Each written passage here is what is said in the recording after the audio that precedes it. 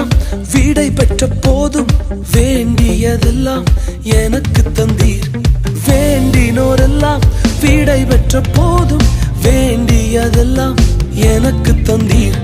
பரதேசியாய் நான் தங்கினதை சுதந்திரமாக மாற்றி தந்தீர். பரதேசியாய் நான் தங்கினதை சுதந்திரமாக மாற்றி தந்தீர். ஏல் எல்லோகே ஏல் எல்லோகே ஏல் எல்லோகே உம்மை துதிப்பேன். ஏல் எல்லோகே ஏல் எல்லோகே ஏல் எல்லோகே உம்மை துதிப்பேன்.